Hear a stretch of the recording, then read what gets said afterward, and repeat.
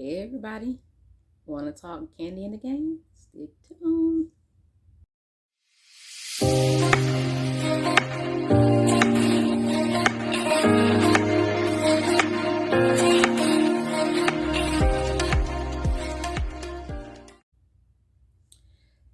Hey everybody, this is Sandrica Lee. Thank you guys for tuning in to another video. If you are new to my channel, welcome. Thank you so much.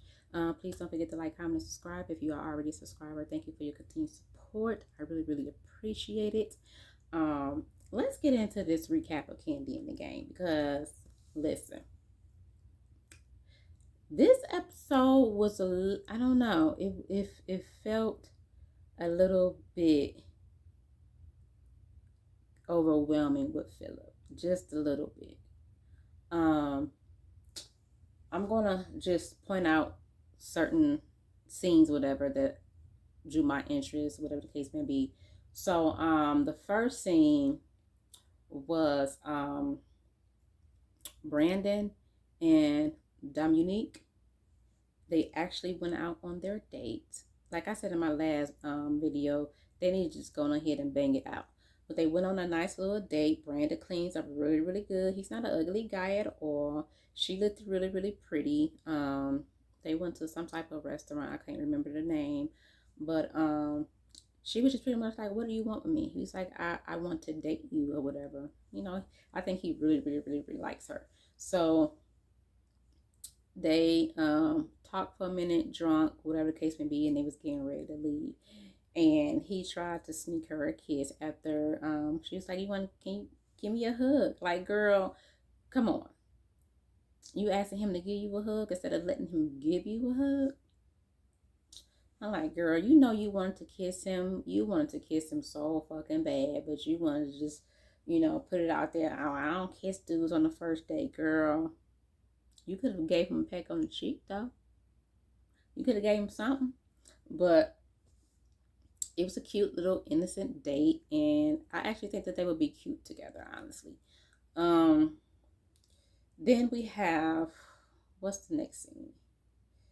The next scene that stuck out to me was when they was at OLG and Brian came in for his very first day, and he ran into Sandrica, or however the fuck you pronounce her name. She was telling him about what's going on today, how long the wait time is, and all that type of stuff. And Phillip came by, whatever, and he pretty much was like, I'm gonna show you where you're gonna be stationed at today, whatever. And Brian was like, well, I usually do the upstairs and the downstairs. And Phillip was like, I'm gonna show you what you're gonna be doing today. And he's like, oh, okay. So if you don't know which one Brian is, he's the more flamboyant one, okay. Candy offered him his job back on the first episode. So he was pretty much the life of the party. He always entertained the customers and everything like that. He made the place pleasant. So that was good. Phillip was just like, I just want to make sure that you are focused on the goal that we have here, whatever. And he's like, my mind is all over the place. It just goes. But he's like, but I need you to be willing to change and because we're in the midst of changing, blah, whatever. So that was that scene. I think Brian was kind of like he was kind of like off, didn't know what to expect from from Phillip. So that was it for that little situation. Sandrica, she always got a smart comment. Oh yeah, he's gonna tell you what you need to do. Like she always talks so much. Shut up. So the next scene is Torin, Sandrica, Dominique were Sandrica. I don't know where it's Sandrica from. Sandrica, Dominique, Torin. They both of the girls went to his house, have a little get together, whatever. And they thought that they was gonna be eating some food and shit. He came with some wine, crackers, salmon. He came with fucking finger food, the type of food that you eat with wine and shit. Like They were like, wait a minute, hold on. I thought we supposed to be, having food and stuff. You inviting us over and everything. And Dominique was like, yeah, he did my birthday party, did the decorations and everything, and we had a good food. And then here you is, you come here and you got me eating rabbit food. So anyway, Sandrica, she came first. Of course, she ain't bear no gifts, no wine, no nothing. Dominique came with her puppy and some flowers and some wine. So that's the difference between them two. Sandrica relies on her looks too much for me. It's just something about her that I just cannot. Like, she's very, very off-putting, and it's already on episode 2. I don't like her attitude or her angle. Um, so they sat down, chit chatted, whatever, and Torin was just like, I just want to break the ice. Who you dating, Dominique? She was kind of like not really feeling that conversation and where it was going, because I think Sandrika was hinting to Torin that her and Brandon were a thing or whatever. Yes, she is the messy type. She is the messy motherfucker friend. She is the friend that will stab you in the back if you piss her the fuck off. She is that motherfucker friend that will sleep with your man. She is that type of motherfucker friend. I'm just saying. So she was like, I don't have to tell, Dominique was like, I don't have to tell y'all about my personal life, whatever it can be. So that just lets you know she's not that type of person that puts her business out there. She don't want this to be the basis of her being on a TV show about her relationship with somebody else. You know what I'm saying? This girl is a professional dancer. She's aspiring to be backup dancers for some of the top people, especially Beyonce. She already danced with Megan Thee Stallion. She wants to be able to dance with Beyonce. That's one of her goals, whatever. But she can't really focus on dancing because OLG takes up too much of her time. Well, baby, you got a decision to make. OLG is an hourly paying job. Your profession as a dancer. How much would you get? And honestly, how hard are you really going to become a professional dancer full time? How hard are you really going? Are you out here getting these gigs? Are you out here trying out for, being these dancers? Like, how are you out here? How are you putting yourself really out there like that? So at this point, it's a decision that you have to make. You either have to quit OLG or quit dancing, because you ain't gonna be able to do both, because clearly you just said it. OLG takes up too much of your time. So you need to figure that out, baby girl. Let's see, what's the next episode? Not episode, what's the next scene? Like,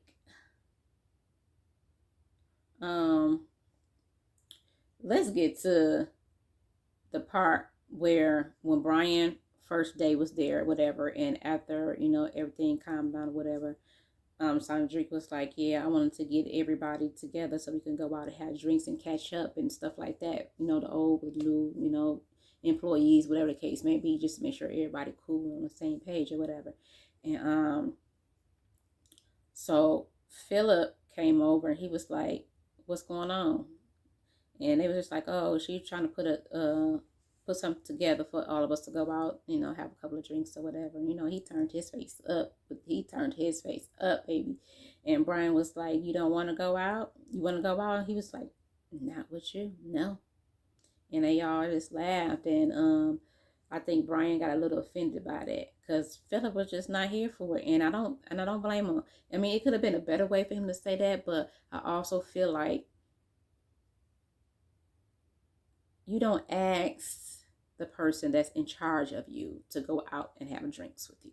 You don't do that, because this really gives them the opportunity to actually see you at not so much your lowest, but how you act outside of business or whatever. And he is not that type of person to even socialize with y'all. Honestly, he just there for a damn job. That's it. That's all. So I thought that was a little bit like, ooh, Phillip, don't you really like coming off as a motherfucker that really got a stick so far up their motherfucking ass. And we about to go on to the next scene. And now, Mr. Phillip is gay. Mr. Phillip himself is gay, and his boyfriend name is Felipe. And he's Brazilian. So you got a Phillip and you got a Felipe. Felipe is just a fancy way to say motherfucking Phillip. So you got a Phillip and a motherfucking Phillip. And he's a handsome, Felipe is handsome. Phillip is handsome. And he has a gorgeous ass smile. Like, I love his build, but I don't think he knows how to be soft. He is so stern, and it's good for certain situations, not every situation. He did explain that his mom had passed over a year ago, and she always told him that he had that leadership quality. And I think when she passed, I think he probably just he got more stern. He got more focused and hard. And I think with Felipe being there, he's kind of molding him down a little bit to be just a little less hard and be more open, whatever. And Flip was like, yeah, they think I'm mean. And he asked Felipe, do you think I'm mean? And he jokingly was like, yeah. And he's like, no, I'm just playing with you. No, you wasn't. You know his ass is motherfucking mean. You know he is stern as shit. He's hard as a motherfucking rock. But the first time that I really seen him smile and feel like free and happy was this scene. I think Felipe really brings the best out of him. They've been together for about a year or so, whatever. So, yeah. Now let's go to when they all go hang out. Sandrica, Dominique, Brandon, Rashad, Patrick, Torin, Brian. They all go out. And Sandrica was like, okay, you move here, you move here, you move there, let him sit there. And Dominique is like really getting upset because now you are trying to put Brandon next to me when Brian was in between Brandon and Dominique. You putting Brandon next to me, like, bitch, stop trying to sabotage what I'm trying to keep low key. See, that's the type of friend that you gotta watch out for. She's sneaky and she devilish and she plays so motherfucking much. She put her nose in shit where it ain't got no motherfucking business. And Dominique look like she would whoop the fucking brakes off your ass if you don't stop, Sandrica. For real. Leave them two alone. She don't want the situation out like that because she don't even know if it's gonna even be a fucking situation. Like, you being fucking messy. So they started talking. Patrick is there, by the way. Patrick is Candy's cousin, godson, whatever. And he is the manager of the parking lot of the OLG. And he lives right behind the restaurant. So everybody talking or whatever, mainly Sandrica, and she's talking about the pay or whatever. And she was like, me as the hostess at OLG, I had paid $12,000 where Dollar Tree or Family Dollar start off at $17 an hour. And it's like, you get paid less than the Family Dollar? She was like, yeah. And so Patrick, he's sitting there, he's just taking that shit all in. Then in his confessionals, he's like, if you talking bad about OLG, then you don't need to work there. And I completely agree. Why are you continuing to work there as if you're bringing value to that motherfucker if you're getting paid $12 an hour? Clearly the pay ain't that motherfucking bad because you still there. Even during the pandemic, you still there. This is what I don't understand about y'all people. Y'all so not happy about y'all motherfucking jobs. And always talk about how you can do better and get better, but yet your ass is still at the job. So they talked about that, and then they went on ahead and they started talking about Phillip, and they was getting Torin and everybody prepared for him when they meet him to let them know how he is and all that type of stuff. And just like, see, here we go. And see, this is one of the reasons why I'm glad that he did decline, because if he didn't decline, they wouldn't have been talking shit about him. They wouldn't have been talking shit about him, not to his face. Not to his face. So that was that scene. Next scene comes, um, I think the next scene comes where Candy meets up with Patrick at the restaurant. They have a sit down and talk, whatever. And she asking him what's going on, whatnot. And he's like, yeah, you know, the crew, the staff, we all went out last night or whatever the case may be. And they had a lot of stuff to say. And one of the subjects came up about pay. And Candy was like, about pay? Who? He was like, Sandrica was talking about how she get paid $12 an hour as a hostess or whatever. And so Candy in her confessionals was like, the person that you need to be talking to is the person that pays you. And that's me. So if you really got a motherfucking issue, open up your motherfucking mouth when it matters, and stop going back and forth with a grown ass man because you don't like his attitude, but you ain't stepping to Candy about your motherfucking pay. You fake phony. You fake phony. So the next thing is the old lady gang themselves with nieces to have this so-called intervention with Candy's ex-manager cousin Kim and the old lady gang. So y'all, this right here was just a mess.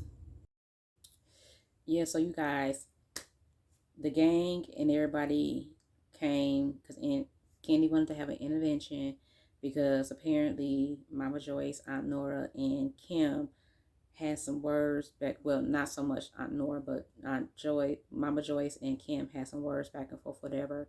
Kim supposedly quit OLG and walked out, and she asked any of the other employees did they want to, who was going to follow her, because she apparently had found another job somewhere, because she claimed that she couldn't take it no more because she didn't like the fact that Mama Joyce cussed her out and all that type of stuff, and how Mama Joyce is like, this my motherfucking restaurant and get out my motherfucking kitchen and all that type of stuff. And she was like, wait a minute, I got it, hold on, let me get it. And she's scrolling. I mean, and she's scrolling, trying to find her proof, her receipts, and everybody just looking and just like. And so Mama Joyce was like, I ain't never said no mess like that. I ain't never said that was my restaurant. I ain't never said that was my motherfucking kitchen. Like, she was getting real upset. So they were going back and forth. And Aunt Bertha, who is Kim's mother, she was like, why are you cussing so? She's so cute, little sweet pea. So they was getting all antsy about it, whatever. Candy tried to be a mediator, and Winnie, who is Candy's favorite cousin, was trying to mediate the situation or whatever, because Candy said she can always kind of bring the family back together or whatever. So things got a little bit heated, and then Aunt Nora said something, and Kim was like, well, wait a minute, Aunt Nora, you wasn't even there. And baby, that triggered Aunt Nora. And she was like, pretty much, my sister called me upset. I'm riding with my motherfucking sister. I ain't got to be there. So Kim and Aunt Nora was about to go head up, and Kenny trying to hold Aunt Nora back, and Winnie trying to hold Kim back and everything. And Aunt Nora was like, girl, don't make me drop you to the floor like I did before. And Mama Joy, she just sitting there, and Aunt Bertha, they just sitting there like, Mama Joy's she was real quiet. Aunt Bertha, she poor baby, she was trying. She too old for this shit. She too old for this motherfucking drama. And so it got heated, and then it calmed down, and then Aunt Bertha was like, this is crazy. We should be loving each other. We family, yada, yada, yada. What I would like right now is for Nora and Kim to hug it out so that we can get past this. And Aunt Nora's like, you asking for too much now there, Bertha. She needs to stay away from me for a while. But when Aunt Nora was like, don't make me drop you like I did before, Kim jumped up, was like, bring it on. And then she just out of nowhere, go to church. And it's like, okay. Shit was crazy. And after all that, they still did not resolve the issue at hand. But Candy was like, thank you guys for trying. And in her confessional, she was like, everybody think Anor is the nice, sweet one. But Anor, back in her day, used to do a lot of ass kicking. So Mama Joyce got up and was like, y'all come on to eat all this food. I don't want this food to go to waste. I got sandwiches and chicken. And Bertha was like, give me a piece of chicken. And they all went in to go get some chicken and stuff. And Winnie and Candy, they just sitting on the couch like, look at this shit here. Y'all was just at each other's stoves ready to kill each other. Now all of a sudden y'all going in the kitchen and the kumbaya over some chicken. Motherfucking chicken. But that's black family for you, know. And that's how it should be. We should be able to to yell and say what we need to say to get stuff off our chest, to try to mend situations, and then we go and we fellowship over some food, okay? So that's how that ended. I think I'm missing the scene. Oh, the scene where Aunt Bertha was at home cooking and everything, and Melvin, who was her grandchild, came over, whatever. He's the chef of the family. He came over to help out grandma. He loved his mama. And yeah, that was like a cute little scene. This was the scene before the intervention because Bertha agreed to have an intervention with everybody. So I thought that was a cute little moment or whatever. I kind of like the fact of them showing a little bit more of Aunt Bertha. Like, she seemed like she is really the one. She's the matriarch. I think she's the oldest. I don't know, but if she's not the oldest, she's definitely the. To me, she just possesses that. That yeah. She not for the shit. Um. Oh, I did see the scene where Patrick and Melvin actually live together. They live together behind the restaurant or whatever the case may be. Patrick does have a girlfriend named Safari. Oh, let's get back to the outing that they had. So Patrick was talking about his new girlfriend that he has or whatever, and come to find out, him and Sandrica used to bone each other. Okay, and in his confessionals, he was like, I don't know, we wasn't dating, we weren't did something, and so they was like, using your fingers. What did you call yourself? He's like, this. Y'all was boning. Y'all was boning. And Sandrica, she is actually engaged to a guy named June after she broke her little situation off with Patrick. But when Patrick started talking about his new girl, you can tell that Sandrica was motherfucking pressed. First of all, why are you fucking pressing you engaged? Why are you impressed? He must have really have been putting that shit down on you for you to be acting all like that and throwing shade and shit like that. See, that again, she's the type of bitch that will. She is just a motherfucker that you just cannot fucking trust. She petty. She always got some smart, slick shit to say. And it's like, why are you pressed and you about to get married? Like, why are you worried about him talking about his girl? He highly speaking of his girl. Like, he really enjoyed his girl. He's talking highly of her. Yeah, she got this going on. She got that going on. She got this going on. She got a business. She do this. She do waxing. She do this. And she's telling him something.